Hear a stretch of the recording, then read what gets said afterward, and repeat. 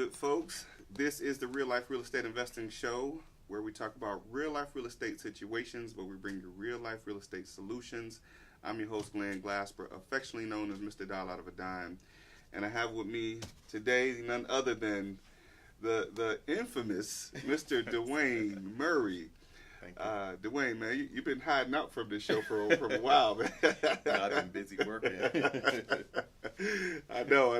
That's what we've been talking about, trying to get you on. I know you got a lot of different things going on, man, and I want to, give you an opportunity to share with the folks what you got going on, what you do, who you are. Why nobody, I don't know why nobody really knows that you're the man. Well, that might be a good thing. I stay below the radar. I know. But look, we gonna make you shine today. We're gonna make folks really know what you do, and right. and how much a lot of us appreciate what you do, because I know we probably call you the real estate investor whisperer. Because you bring a lot of insight and a lot of information, a lot of knowledge. Mm-hmm. I mean, and resources. My goodness. If y'all want to know anything about how to get anything done with anything, this is the guy you want to talk to. So without further ado, tell the folks who you are, man, where you from, and what you do in real estate. My name is Dewayne Murray. I am originally from Charleston, South Carolina. Been in Atlanta for about 22, 23 years. Been investing in real estate for the last eight going on 9 years. Started off wholesaling, then from there I went into rehabbing, also doing different unconventional type real estate as far as lease options and owner financing and things of that nature as well. Yeah, so that's why I wanted to make sure the folks understood why I put in the post that you're the transaction engineer. Yeah. Because there are a lot of different types of strategies and creative ways to get a deal done that a lot of people are not even familiar with. Definitely. And people just have it in their minds that either you wholesale or you fix and flip, but they don't realize a lot of the mechanics that can go in actually putting a deal together. Yeah, definitely. Can you share with us maybe one way? We'll get into a few, but one way that you have used to get a deal done, in a creative way. In a creative way, one way is, as a matter of fact, a property that I still have to this day. The owner wanted to sell the property, but the property wasn't, what he owed on the property wasn't where I could actually wholesale or do anything else with. So what I did was I took over the guy's payments, and his payment was only $600 a month. Then I started renting out the property for $900 a month. And I pretty much have what we have is a 3-year renewal lease option. So at any time I can, buy it for what he owes on that property. Even though he still owes less than what I could actually flip the property for. Oh, wow. I'd rather get the residual income off of the property right now. Makes sense. You ever wholesaled a deal like that before? Yes, I have. Matter of fact, to you. Yes, I wholesaled it to someone else. Yeah, that story goes on and on. Yeah, yeah, we don't want to read right. But yeah, I mean, so that's a way a lot of times that I think people may not be familiar with, with being able to wholesale with a lease option type of situation. And so is that one of the most creative ways that you've done a deal? That I could think of right now, yeah. Matter of fact, no. One in LaGrange, my very first subject to deal. I took the property subject to from the owner. And what I did was, in a sense, I guess I wholesaled it, but I was still getting a residual off of the.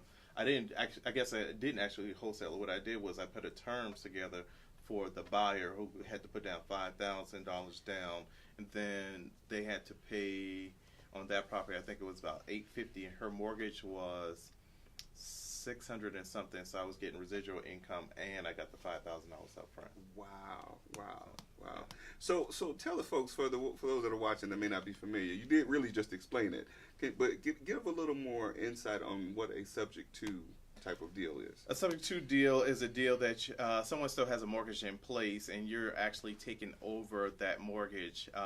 It could be, and you can tweak it a little bit. They can increase the amount. Let's say if they actually owe $50,000 and the property is worth probably 70, 80, they may want some money. So you can give them some money either at closing, or you can give them something on the back end when you sell that property. You can, there's various ways, and if they want payments throughout the years, you can give them payments as well. Oh, wow. So there's different ways of structuring the deal. Just, what you agree between you and the seller. But you also always want to make sure that you're able to have enough room in there to either wholesale it to someone else or to stay in, just depending on how much equity is in there, and if you want to stay in the deal as well for monthly payments. You said one of those words that make my ears peak up when you said have enough room in there. and that can be subjective as well. Okay. For me to stay in the deal, it needs to be at least $200 a month. Okay. But I'm not making any repairs as well on that property. That makes sense. That makes sense. Yeah. So when we talk about having enough room, so when you talk, is that for the end person that's going to buy, or? Well, I mean, enough room. I mean, that's even subjective, because if I want $5,000, I want to be out of it, and there's no room for me to increase the monthly payments, then I'll take $5,000 or take whatever amount that I feel is suitable that I can probably get off of the market at the time, and then wholesale it to maybe an end buyer or another investor. And that just depends on where things are in the market. So someone that would buy retail, you could set it up for that. Yeah, I can set it up for them to stay in the property for a set amount of time, and then they refi out of the property within a 2 to 3 year period. Okay. Generally is what I try to do. So is that something similar to what people believe is just like a sandwich lease or something like that? Yep, exactly. Okay. Exactly. So, and that's another transactional way of transferring ownership to a property. Definitely. And a lot of times investors, wholesalers, people don't look at those as being options of ways to or do it. they haven't learned how to do it as well. Right. And because a lot of times many wholesalers, if without them, I'm trying to stay subjective here, talking about wholesalers. But so they may look at a deal where they're trying to add a lot of money on to make a lot of money for themselves on one shot, as opposed to trying to set up the transaction where it works, that they can continuously make money on it. Definitely.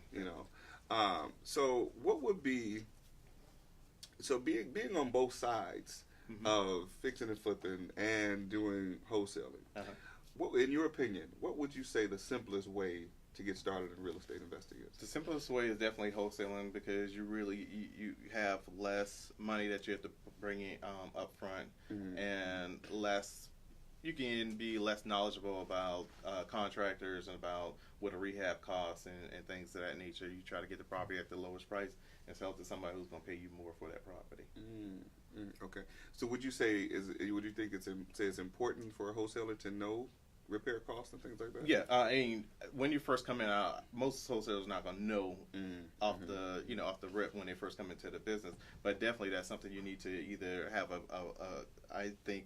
contractor or another wholesaler who's done rehabs, not just another wholesaler who's done rehab, to give you a true estimate of what that rehab would truly be to bring to retail or even to a rental status. Got it. Because there's two different things.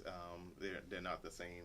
What you do for a retail property, or to bring a property to retail, you're not going to do the same thing that you would do for a rental, and vice versa. Good. Okay. So for our folks, let me see. For our folks that are watching, what would be some of the differences that you would say that you would do in a rental versus a retail rehab? Generally, for between a rental and rehab, and as far as, let's start with the kitchen. The kitchen itself, mainly, I mean, unless it's in horrible condition, if it's in pretty good condition, I'll keep the same kitchen. For a rental property. For a rehab, it's like almost always I take out the kitchen. I don't care if it's 20 years old and it's still in pretty good condition. I'm still going to rip out the kitchen and put in a new kitchen. Same things with the bathrooms. They may have those 4-inch towels. It may be in good condition, even built in the 60s sometimes. They're still in good condition. Some people reglaze them. For me, I believe in taking them out and putting in the 12 by 24s or 12 by 12s or something like that. Those are the big things. The biggest difference. Carpet, rather put carpet in the property instead of refinishing hardwoods. I mean, you're talking about $1,000 difference in pricing. Got it. That makes sense. So on a rental type of rehab, and I guess it'd be subjective. What would be, I guess, a ratio or what? A dollar amount? Yeah, dollar amount. I would say anywhere. I mean, between 10 and 15,000 generally for a rental rehab, if you want to call it. Okay. Compared to a retail rehab, you're looking at probably about 40 plus. Generally. Okay. Got it. Yep. All right. So what you working on now? What am I working on now? Sold like 30 houses in the last 6 months. I am wholesaling as always. I always wholesaling, and right now I have two of my 4 properties that I'm rehabbing under contract, and they should be closing on Monday and Tuesday of next week. My new private label. So those will be closing Monday and Tuesday of next week, and then the other 2 should be closed. Should be finished within the next month. Got it. We'll probably sell those to hedge funds, so we don't necessarily won't have to worry about putting them on the open market. Wow. Okay. Now you opened up a whole other window. So now, and that's something that some wholesalers have gotten wind of, and they're kind of getting a little trying to get some traction in that. Gotcha. So with selling the hedge funds, what type of rehab do you typically have to do? Are you looking to do your standard retail type of rehab? I do standard rehab because I can't depend on them to necessarily buy the property. Absolutely. So if they don't buy the property, then I'm stuck with lack of a better phrase, a half-ass compared to what kind of quality that I like to put into it. Absolutely. So that way they'll still pay retail pricing for the property, and there's less. I don't have to worry about closing costs and things of that nature. Generally, when you're dealing with the hedge funds, potentially, and because they're all cash, so they're not looking to pay any closing or for you to pay any closing costs and stuff like that. So generally, you're just paying the agent fees, 6%. Good deal. So now, in a situation like that, so what would be the benefit for a hedge fund to buy a property that's fully rehab? I mean, where they don't have to do any work to it. They can just automatically take it out there, market it and they get a higher rent for something that's been rehabbed compared to an older home. One house, where was it that we sold them in Hateville? They bought it it was a 3-bedroom, 2-bath. They bought it for $160,000. They could have bought something, okay over there for probably about $80,000. But they're getting I think they're getting $1,200 or $1,300 for that property compared to they probably would have only been able to get about $800. Wow. So that's the advantage of, I guess, for them, less work that they have to do, and they can market it much quicker, so less overhead. Okay. So we won't give up too many secrets. I was going to ask you a question that we'll talk about after. All right. How you get connected to those hedge funds to do you gotta that know kind of people. stuff? You know people. Yeah. As network. Your network is your net worth. So that's another thing. That's what I learned from you. I learned a lot of that from you. I used to go to every event I showed up, this guy was there. And you always had a great nugget to share about doing rehabbing and things like that. So what would you say, how important is networking to the real estate investing business? I think it's very important because you never know. The industry changes and you don't know who you may need to befriend to take advantage of that opportunity when the wind changes this direction or that direction. Yes, so, people that you network with now, you may not work with them necessarily right now, but down the line, they may have an opportunity that you can take advantage of or something that, they can take advantage of from you just as well. Absolutely. So I think it's, hand in hand type business. And is that how you find all of the resources that you keep stored? That's how I find a lot of resources, and I know a lot of people, so I know who to tap into to get different information. So. Anytime I'm trying to find out what kind of towels I'm supposed to put in my bathroom, You know, I'll call him and he'll say, "Yeah, I'm working on 3 down the road. Go look at those." You know, I mean, a lot of the kind of tips and tricks that I got, you know, in the upgraded version of rehabs that I've done.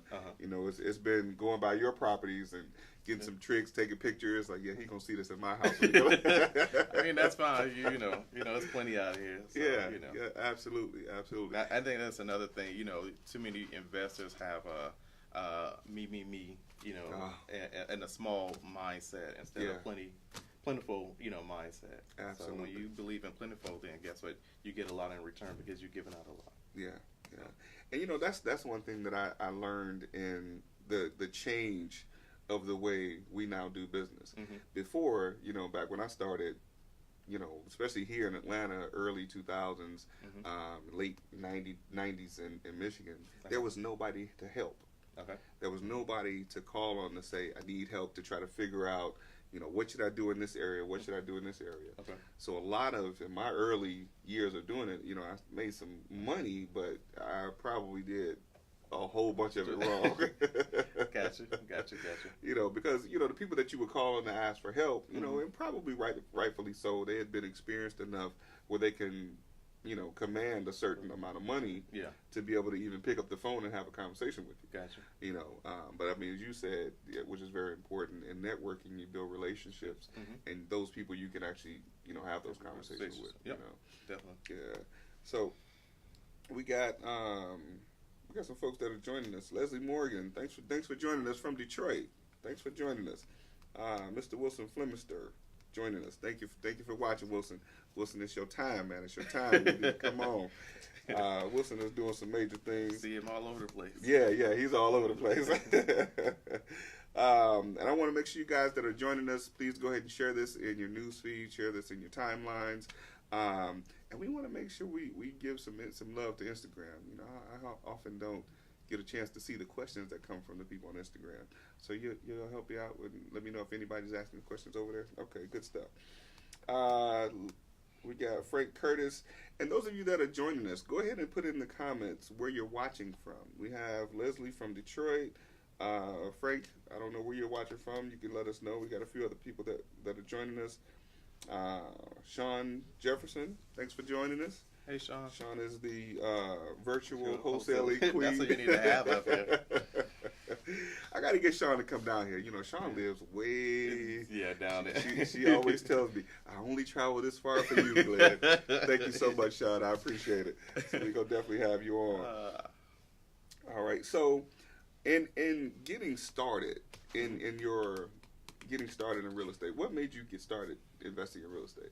For me, it was I was getting out of debt, and it was a guy named Dave Ramsey that I followed. I was listening to him, and you know, one thing that piqued my interest was he said more millionaires are made in real estate than any other industry.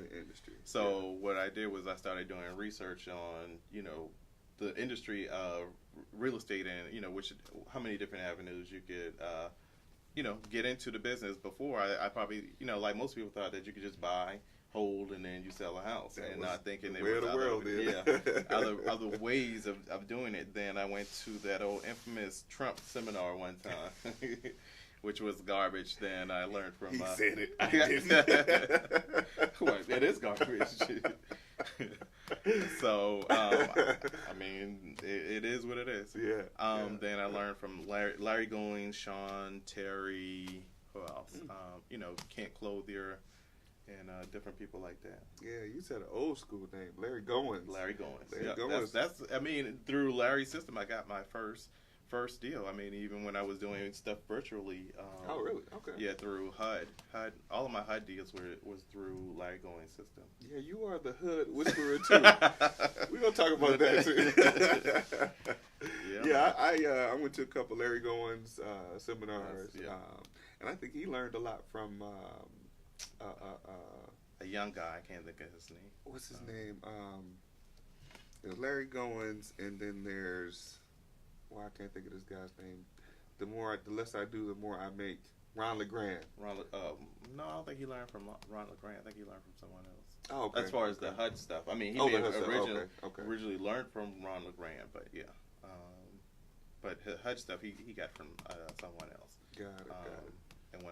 masterminds. Oh, okay. Okay. I think I have my first introduction to HUD stuff from Larry Goins. Mm-hmm. Yeah, okay, good stuff. So tell us, what was your first deal like when you got into it? Yeah. My first deal was back when MLS used to be the thing. Yes. It's when you could buy deals on MLS. You can still buy deals on MLS. So all y'all go look for your deals on MLS. Yeah, see how many you get. Right. I'm just joking. All right, it was what it was originally. I had a deal under contract, and I was marketing it.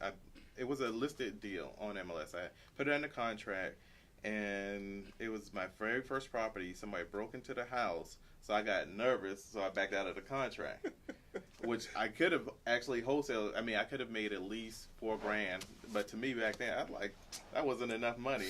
I was being greedy. Oh, my first goodness. deal, I remember those days. I was like, man, $4,000. I need more money than that. So I let the contract go. Somebody else bought it. But in my marketing of that property, I found a buyer who came to me and said, they were looking for something in the DeKalb County area, and they wanted to spend more than no more than $20,000. So it was a property I bid on. Originally, I think I bid $5,000, and they countered back at the bank I think 12. It was listed for like 22. They counted back at 12, and then we settled at 10,000. And I ended up buying that property. And I wholesaled it to an end buyer for $18,000, and she fixed it up, and she lived in it for a few years. Wow, and that was your first deal. That was my first deal. Wow. Yeah. Okay. So how'd you learn the negotiating to do that? I think I learned negotiating through Larry Goins, and because I mean his techniques was the same, regardless if it was MLS or through HUD. I mean, it's just you just throw out a number to them, something pretty low. Okay. And you go if your first bid don't embarrass you, then you're not going low enough. I don't know who was it. It was one of the gurus back in the day that said that if you don't insult the seller on the first offer, you offer too much. Yeah, definitely. Especially if they accept it. No, right. And you definitely know that you didn't offer enough. When somebody says, "Yeah, I'll take it," I'm like, "Wait a minute, I meant $10,000 less. That's what I meant." Yeah. Yeah, but you said something though. That back in the day, I remember, learning from Carlton Sheets is where I got my start. Gotcha. He said if you're not making at least $30,000, you're not making enough money on the deal.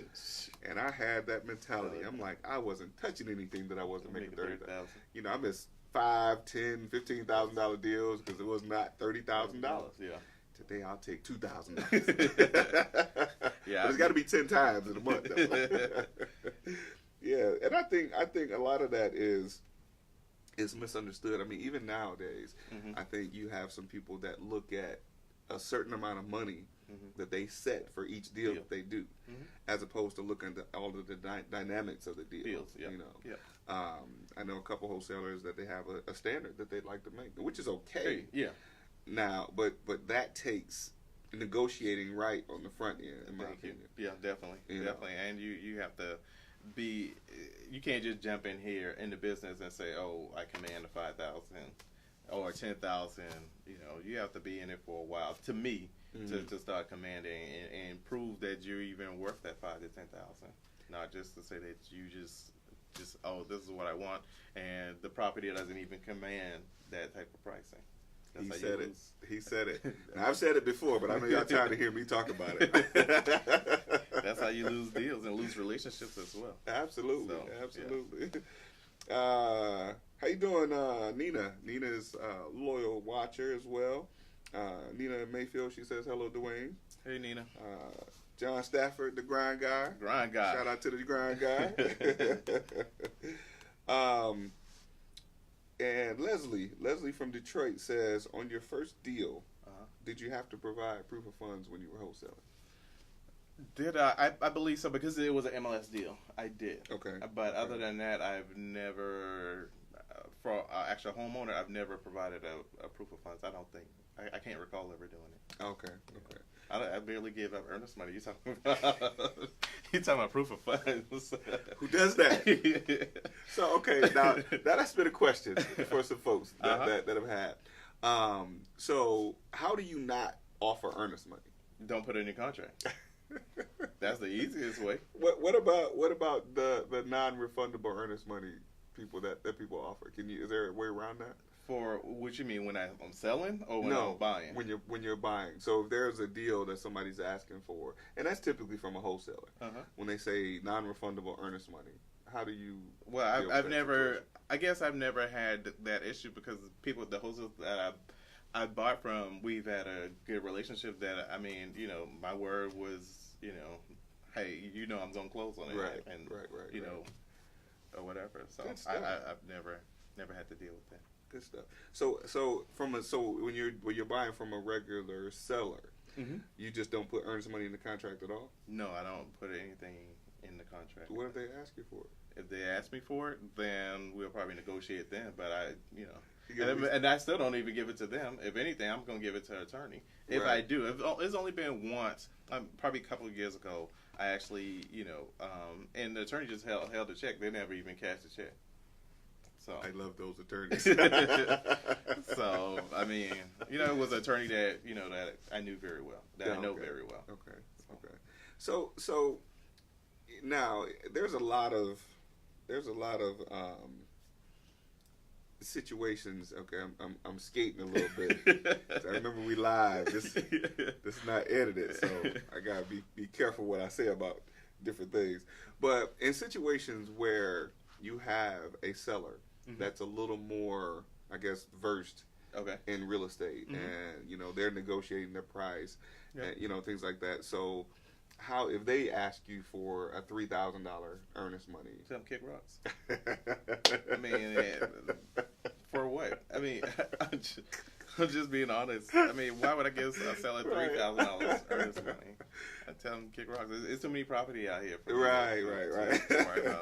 Just that one. Unless I got to be making a boatload of money, $50,000 or more for me to give up. Yes. $3,000. No. Yeah. Even then, I'm still hesitating. Right. I ran into a seller. Who asked for like $3,000 earnest money, and I was like, "Well, what is that for?" Yeah, and then she said, "No due diligence." I said, "Really?" I said, "Really? Okay." And it's she's an investor, so she kind of knows a little bit of the game. So I didn't do earnest money, and we're gonna be closing next week. Because you want to get the deal done. Right.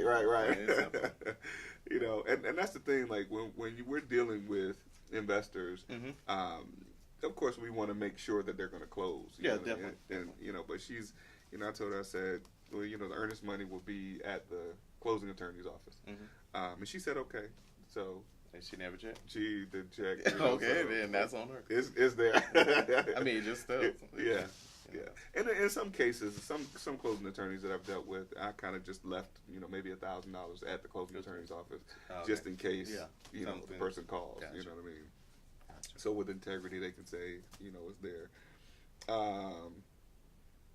I know. Look, John says, "Be careful, you live." Yes, sir. I know. So look, I have to tread lightly, and then people go watch this again. So I gotta be careful what I say. But that's why we're going with a new format to the show. That's going to be coming up real soon. Where I can say what I want. Edit it out later. Exactly. Call it a delay. So let me ask you this.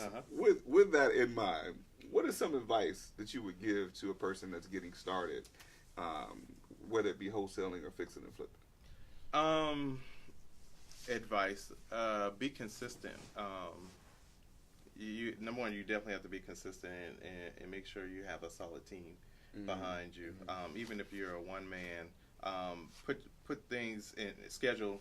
A lot of your stuff to make sure you stay on task. Have a weekly meeting, even if it's with yourself. Still have a weekly meeting because that will energize you to even when those times get tough, because they will get tough.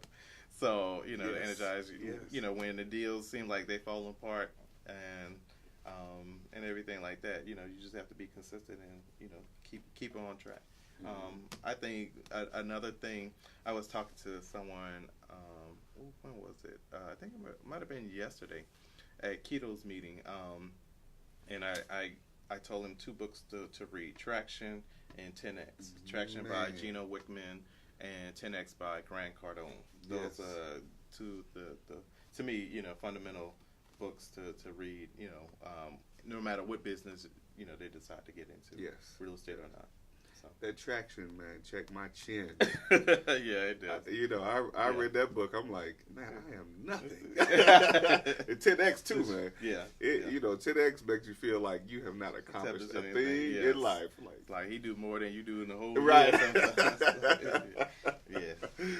I was like, and matter of fact, I'm rereading Traction again. Yeah. Just because I'm, starting back wholesaling more so than rehabbing. So, trying to put together another solid team to take care of just wholesaling. So when I start rehabbing or doing something else within the real estate realm, I don't have to, be there or worry about my hands on and stuff like that. Right. That's very important. So building a team, where are you getting your team from? How are you hiring them? How they stand? Are they loyal? Where are they? I have a VA, a very loyal VA in the Philippines. She does a lot for me. Sometimes, she may work full time. Sometimes she may not. But she has a lot of my personal information, and I feel comfortable because she's been with me for almost 3 going on 4 years now. Wow. So I have one that's been with me for I think 5 years now. 5 years. Yeah. He has everything. He has everything. If you're watching this today, Umair, you have everything. So, but yeah, and I think that's another book that I read before I even hired her, and that's why I probably still hired her. Still have her as an employee, and the book is "Don't Hire Anyone Without Me." I cannot think of the Carol Quinn, I believe, is the name of the author of that book. Okay. And it teaches you how to hire different people. The things that you generally look for is not. It shouldn't be what you actually be looking for in someone that you hire.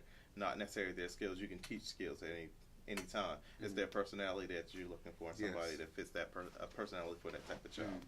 That's what I learned in Traction too. When it talks about having the right people in the right seats. Yep.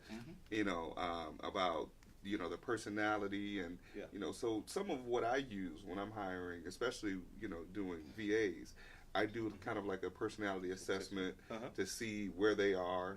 Because I've probably went through over 200 VAs. 200? Wow, that's a lot. In the time that I've been trying to figure it out. Gotcha. Before I had a system or anything in place, I went through a lot of them. Fortunately, when I first started hiring VAs back before the website that I use, I won't do any commercial for y'all. Y'all ain't paid me. The website that I use, before they set a minimum standard amount, they set a minimum standard amount for $3 an hour. Really? Before, I was hiring people for 25 cents an hour. Wow. So it's not the website start with an O? It used to start with an O, yeah. Oh, okay. Gotcha. But I know you're talking about. Yeah, it was. That's where I got the girl who works for me now. Oh, okay. That's where I got her from, but we don't even use their system anymore. Why not? I don't either. This guy, like I said, he's been with me for 5 years, and he sends me his hours, and I pay him, that way. Yeah. And it's so awesome to be able to have somebody that can run, like he almost literally runs my business. I give him some information on different things to do, but now he does more stuff than I even imagined he could do. He even told me from the beginning that he didn't speak good English, but he speaks. His English is good enough to do it. And for the longest, I think the most we've had a conversation over that time is maybe an hour, 2 hours, over 5 years. Yes. Wow. The other thing else is chatting, or I send him a message and he just does what I tell him to do in the message. So it's very valuable. So now, building a team, how many people do you think is necessary to have on your team? How many people? I guess what roles would they play? I would ask. It just depends on how much you're trying to make. I mean, and the quality of the people that you put on your staff. Wow. The better quality people, less people that you're going to necessarily need. I think probably about 3 3 to 4 people, acquisition person, disposition, and your marketing. Okay. So that's in any market. I think that's all you need. And are they all virtual? No, my disposition right now I'm playing as a disposition person, but I have a younger cousin who's coming here and who's going to be moving here, so I can utilize him as a disposition. Okay. And right now he's doing a lot of acquisition stuff because he's in South Carolina. He can make phone calls and stuff like that. Now that we talked about that, I'm gonna go off topic a little bit about your folks in South Carolina. Yeah. And that's where what's the hurricane? Irma? Is it no. Irma? What, the one that's now? Florence. Florence. That's what I said. Yeah, that's the one that's coming now. So they'll probably maybe indirectly. Okay. So, I was listening to the news, man. They said it's like standing still in the water. Yeah, and it's gonna probably pick up a little bit more speed before it comes. Well, we'll be sure to keep your family in our prayers, man. Appreciate it. Make sure they're all right. Yeah. So back to what you were saying about your organization and building your teams and things like that. So is that necessary for a person starting out? No, I think you need to create some revenue. Yeah. Once you create revenue, and then you can afford to have those people. Okay. Then you can do that. But I say get a few deals underneath your belt before if you can't do it yourself, how are you going to teach somebody else? Makes sense. Makes absolute sense. We have Jerica Caldwell says she finds the Atlanta market is tough, especially for a newbie. What can a newbie in a major market cities do to get the deals? I'm gonna make sure I got that right. What can newbies in a major city do to get good deals? Probably tap into other wholesalers who's actually doing deals and see if you can be assistance to them. Okay. Then you can learn from them. Then branch off and do your own thing. But you get an understanding of why you may or may not be getting deals in this market. Maybe you're targeting the wrong people. Oh, okay. It's generally the marketing that you do that makes you the money. So absolutely. So it may be her marketing. But and how much is she marketing? Right. If you got a small budget, I can tell you now, in Atlanta right now, if you ain't spending $2,000 or $3,000, you're not really getting any deals. Absolutely. And that's something you said that's very important that I think a lot of people might miss. But that's $1 million worth of information. What? Where you said tap into somebody else, be of some assistance. Like work with those people that are already spending the money on the marketing, already have the systems in place. Work with them and get deals with working with them. Yeah, get knowledge and understanding of why is Riverdale more of a rental area, and you can go to Kirkwood and fix and flip and stuff like that. Decatur, you can do both. Absolutely. You have to understand your market, and a lot of people may not understand the market. And man, real key stuff. Understanding the market, I think, is one of the major issues that a lot of new people miss.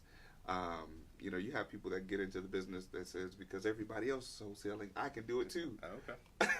See how that works. What do you say? What do you say to something like that? You can do it too, but you have to understand it's a learning curve. Yeah. And you have to understand, like I said, it's the marketing, your market, the market, and your marketing. So just because everybody else is doing it, but you don't know what it took for them to get to where they are right now. But they're closing deals in 30 days. Who's the newbies, or some of the people? Well, that's the misconception that they're closing deals in 30 days. So why can't I do it? Because you don't know the market, or you don't understand the market. You're marketing in the wrong place. Yes. You might be down there in Union City or Fairburn, thinking you're gonna hold something quickly like you are in Atlanta. Wow. Yeah, that's. Just like you think about it, 3 or 4 years ago, most people weren't in 30315, 14. Right. Well, barely 10 back then, but now they are. That's major information. So when you mention the zip codes, the zip codes is knowing your area. So are there different areas within the same zip codes? Yes. Okay. Yeah. So a 30315 would be equivalent to a Pittsburgh and a Lakewood. Yeah. what would be the most attractive? Probably right now, I would say right now, probably I think Pittsburgh, because Pittsburgh is closer to the city Got it. than Okay. Lakewood. I mean, even though people are fixing and flipping in Lakewood, I think Pittsburgh has a higher demand, just like Mosley Park, Adair Park and stuff like that. Good stuff. Vine City, even because of the Mercedes-Benz Stadium.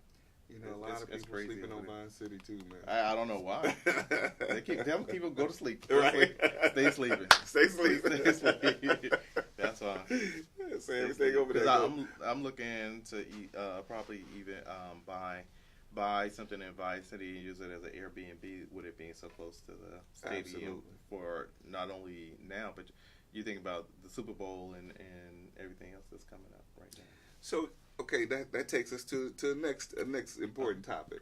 With the state of real estate now, and the I guess the market correction that's due to happen. What do you say about that? I mean, how soon do you think it's going to happen? How bad is it going to happen? Is it going to affect Atlanta? What are your thoughts on that? Think, of course, it's going to affect Atlanta. Atlanta has always these general questions. Seems like we always had the most fraud the last couple. Oh my goodness! Well, listen, but not only that, but the biggest indicator is when they start giving out loans with people that don't have to bring any money to the table. That's one of the biggest indicators that we're getting close to the top of the that market where it's going to be corrected at. So I say another year or two, probably 2 years. Really? Yeah. Really? Yep. So listen, he said when they're giving that money where you don't have to bring a lot of money to the table is when it's about to happen. Or so go get as much of that money as you can. And people would just can breathe in the mirror and qualify for. Boy, listen. I remember those days. It was a beautiful thing back then. You can sell to anybody. Yeah, yeah. And that's the thing that I think that's happening with a lot of the wholesalers. That I think they're with some investors as well. They're speculating the value increases without taking into account. Right. Some people say, well, this area is going to be worth, so this is why you should pay. Well, you call me when you get there. Right. But as of today, no. This is why you should pay too much for it today. No. I asked him, are you going to give me my money back? Right. If it don't work out. No. But they say do your own due diligence. Of course. So they say I'm going to definitely do that. So you should be smart enough to know that this price that I'm selling to you is too high. Yeah. But this is what I want to offer you anyway. Yep. Yeah. I saw a deal, I think yesterday. They said, I think the house was probably about 1,100 square feet, and the comps were like 1,500 square feet. But they said that the rehab is $60,000. I'm like, where they do that at? And the house looked like it was falling down. I'm like, what kind of rehab are you doing for $60,000? I want somebody out there. I know you know the answer to this. I want somebody out there. If you have an idea of why that wouldn't make sense, go ahead and put that in the comments below. I want to know who's watching, and I want to know who's really paying attention to what's happening in our market. Yeah. I know you know why that wouldn't make sense. How that's not comparable. Yeah. Definitely. But I think a lot of people might be missing that. So in what are you investing in any other states right now? Right now, no. Okay. I was looking at a couple of deals in Charleston, but right now they haven't panned out. So right now, I was doing a little bit of wholesaling in the DC DMV area. Oh, really? Okay. End of last year with a cousin of mine who lives up there. Good stuff. So what would you say? I mean, like, are you investigating any other areas outside of those? Are there any other areas that you if I do, it's gonna be for multifamily. It won't be for single family. Got it. If I do it outside of that, other than that, it's gonna be just strictly wholesale instead of hedge fund. Got it. Okay. For hedge fund purposes. Absolutely. So you mentioned Airbnb. What do you think the lifespan of Airbnb is? The lifespan until they change regular state, the laws. Yeah, it's going to be going on to continue. I mean, you get a better rate than you would, wholesale. So why wouldn't it continue? Absolutely. Until the legislation change, it's going to be around. That's good stuff. I don't That's see good it. stuff. So listen, do your buy and hold rehabs and Airbnb. Yep. Just don't buy where we buy. Mine can look better than his anyway. Right? Oh yeah. So I ain't worried about Listen. I hope y'all heard that. His gonna look better than yours anyway. That's true. I can vouch for that. So that's why I'm working on the rehab now. I'm gonna be coming to check out everything that you do. But I mean, like I said, it's very good to have that somebody that you can check out those things and make sure the things that you're doing are on point. I had somebody ask me a question about the types of rehabs I've done and if they would be compared to the types of rehabs I would be doing. So from an experience standpoint, I showed them some rehabs that I worked on, and they said, well, would those rehabs that you've done be comparable to the ones that you're going to do in the future? And I'm like, I don't know how you would even ask that question. I mean, until I get there, I don't know. I mean, the industry changes. Like you said back in like early 2000s, you could do lipstick on a pig and sell a property. I don't even know if it was even lipstick. Because I was just put some Vaseline on the pig. But now, I mean, you gotta really up your game. You gotta, definitely. Do roofs. You gotta do kitchens, bathrooms, the whole nine. Back when I was doing houses, before now, I think I probably did about, rehab-wise, probably about, I know I had 17 at once. So I would say maybe about 35, 40 rehabs. And I think out of that many houses that I did back then, I think I maybe put a roof on maybe one or two houses. One or two. Yeah. I don't think I ever changed windows. I don't think I think maybe two of them I think I did hardwood floors in. Okay. But other than that, never did granite countertops. Never did any of that. A few of them I didn't even paint. Oh my goodness. And I'm like, that should be standard. Not now. Right. Not now. Definitely not. Yeah, but so that's a major difference in how our market has shifted. Where now we got to order our fixtures from different places, and buy them. We got to do crown molding. I hardly ever do crown molding. Oh, you don't do it anymore? Really? No, none of my properties. I don't think. Really. Nope. You told me about that. And the one you did in the else, but I don't do crown. Yeah, I know. do you want to share that? I mean, I don't care. What I do is I use one color. I don't worry about my roof. The ceiling being white. I do one coat because it's cheaper for the painter and cheaper for me because I can use the same paint throughout the whole entire house. And it's light enough that most people can't even tell that, or even it doesn't stand out that there's a difference. That makes me, and I see houses like that nowadays. Even, the ones that I've done I do crown molding to kind of separate it. But I kind of wonder, why wasn't that always the norm?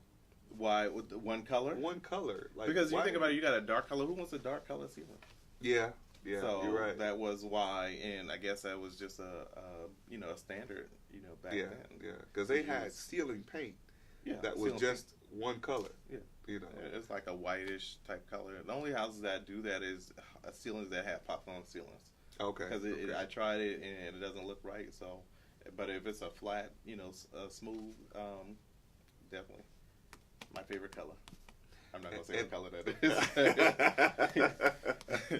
For $59.99, I'll tell you what his favorite color is. No, but that makes a lot of sense. And I'm looking at a lot of these houses. Actually, we were in a house that Mohar and his wife, Danielle, were working on. It was the same thing. Was it South Gordon? I think it might have been. Yeah, we went to look at the house that they were working on. And same thing, one color. Yep. And I'm like, why didn't we think of this a long time ago? Because we're probably using different colors. You're doing probably a darker color. Yeah. I know one house I did, it was a dark gray. Yeah. I don't know why I ever colored that house. Painted the house that color. So if you do a dark gray, it makes the house, all of the rooms look closed. Yeah. But with the color that I use is a lighter color. It looks like two different colors, so you really, it kind of brightens it up, and you really don't. What color is that? Yeah. Sherwin-Williams. I tried to get it. I tried to get it, y'all. It's a Sherwin-Williams color. I'll say that. He said a Sherwin-Williams color. That's giving you too much information right there. Leslie Morgan says, oh, how you doing, Leslie says she's an investor-friendly realtor. Thank you for sharing that. But Leslie, you're in Detroit. You can help me, but you can't help the folks here in Atlanta. But thank you for sharing that. And I'm actually supposed to be in Detroit tomorrow. I don't know if that's going to happen. She asked when I was coming back to Detroit. So, can you give us kind of a quick synopsis or an anatomy of how your fix and flip process works? That's, that can vary depending on. You buy the house first? Well, I mean, no, I don't ever buy the house first. I check. What I do is I'll go walk the property and see what it needs and what I feel the rehab is going to be. Mm-hmm. And I check my comps and see what are they doing in the comps for me to get that same pricing. Mm-hmm. Because, I mean, two rehabs may not be the same. Like, some people, like Malhard, they do all the systems. Mm-hmm. I try to do as least systems as possible, to try to cut down the expenses. Like the last house that I just did, I didn't do the roof. Well, in the end, I ended up having to do the HVAC because it wasn't pushing everything in the house because it was the system wasn't strong enough for the size of the house that was already there. Otherwise, that HVAC would have stayed there. Plumbing, we did some plumbing, and I did all electrical in the house. And the reason why I did all electrical because we were, moving walls and stuff like that. Okay. So we had to tear out. The electric was fairly old, so we had to go back with new, and also because we were getting inspections as well. Oh, okay. So permits and so we did everything out the code. Okay, that makes sense. That's the inside thing. That's the inside thing. So, but what I generally do is I try to see what's worst case scenario, what all I need to do, and what it's going to cost me, and what I'm putting into it, what type of return will I get. I think. So you do a scope of work. Yeah, I do definitely do a scope of work. What I feel. Start with the exterior. If it's brick, deciding if I want to paint it or if I want to leave it the brick color. How what condition is the roof in? Do I need to change out the HVAC? Do I need to change out the plumbing? Do I need to change out electrical? The major systems. Then I go in and see how I want to structure the inside to be more appealing for the buyer. Right now we're into the open concept type feel. So which walls do I need to take out? Can I add another room here? Can I change around the master to make it bigger, or to take some room from another room and things of that nature? Kitchens and bathrooms sells a house. Got it. You gave some really good information. Leslie Morgan says great content. Thank you, Leslie. Thank you very much. What I want to get to is how much is involved in the preparation. Can you share with us how much is involved in the preparation of doing a fix and flip project? Well, how are you going to fund it? Number one, how are you going to fund the project? If you go over, because eventually you will go over, you better have something in reserves for that as far as your financing. Who's going to be your contractor? Are you going to subcontract it yourself? What's the quality of the work of the people that you're going to be using? I think those things come into play. How do you decide your design work? My design, sometimes I use an architect, sometimes I don't. Mine, you charge like 50 cents a square foot. So especially if it's something I'm not getting permitted, he'll charge me 50 cents a square foot. You don't ever do anything that you don't get permitted. So we're going to the next thing. Well, that's not true. I had to get Santa Monica permitted. So, but I say you'll never do anything that you don't get permitted. Everything you do, you have to get permitted, right? I know. No, and here's the crazy thing. One project. I'm trying to help you. No, listen. Now, one project in Atlanta, I went down there to tell them what I was doing, and they told me. I mean, it was almost like $15,000 worth of work. It's like, oh, you don't need a permit for that. Okay, thank you. I did that. Now, Like, okay. They told me as long as eventually I end up having to pull permits.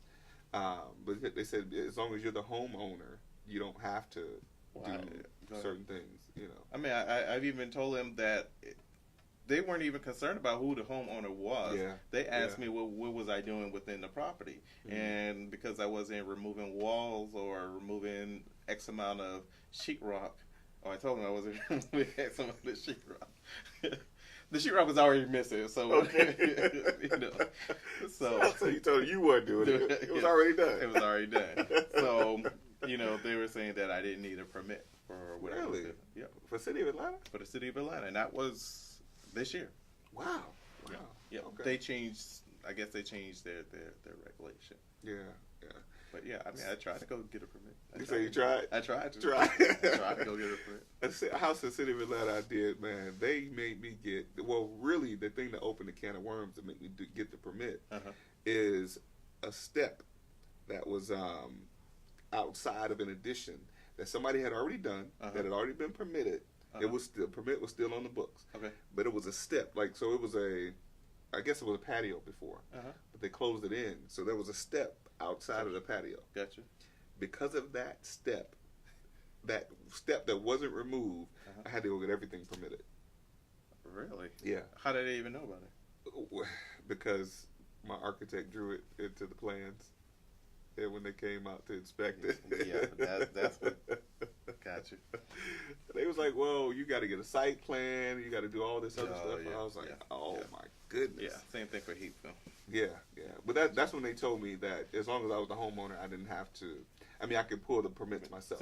Yeah, definitely. So I was like, luckily that worked out. I didn't have to get a GC to go and do all that. Gotcha. I was like, good stuff. There was another question they asked about if I was going to live in the house, but I didn't bother answering that question. So, yeah, no tricks of the trade. Right. So, that I mentioned those things because I think sometimes people misunderstand the involvement of doing a fix and flip project. Yeah. Some people, I've heard some persons say that they might be able to do it on their own. Do what on their own? Doing a fix and flip, their first one. Doing the work themselves? Well, doing the contracting, the designing, and have never done it before. What would you say? I tell them they're crazy. I tell them don't do it. I mean, pay that money up front. I mean, you're going to pay one way or another. Absolutely. So you'd rather pay somebody else to show you, and then if you want to do it after they've shown you or get an idea, then yeah. But initially, no. Right. What would you say something like that is worth to be able to help somebody through a project like that? Through a project? It just depends on how involved I am. You're doing everything. If I'm doing everything, I need half. I need half. Shit. I'm serious. I need half. And this has been the great show today. I'm serious. That's a lot of work. That's a lot of work. Yeah. That's a lot of work. Yeah, no, I asked that question, because oftentimes, when I consult with people and I talk to them about that, the question has been asked, what makes it worth paying half, and I know nothing. You're right. Unless you're a contractor, and contractors don't even know the other half of it anyway. So even a contractor, hey, you want to learn this? Okay, I mean, you still can split it half. Yeah. I mean, even if you want to charge for, like that GC charge, I mean, but in the end, I still want that. Right. I've had some contractors that I've had to consult, on how, they know how to measure and nail and all that, but a lot of the design stuff they're not really familiar with, and the functionality of how the property, talking about open concept floor plans and things like that. We're clueless. Yeah. They just know how to do the work. They don't know how to put together the whole project. Right. So, I got you. Yeah, but Dewayne, listen, thank you, man. We're being told that our time is up. Okay. You know, we can sit and have this conversation Good all day, all man. day, yes. See, we got so many inside things. They might not be figuring out what we're Gotcha. talking about. But you want to share with the folks how they can reach out to you if they have some additional questions or if they want to work with you? Yeah, you can call me. My number is 770-609-9663. And my email is, which email I won't give?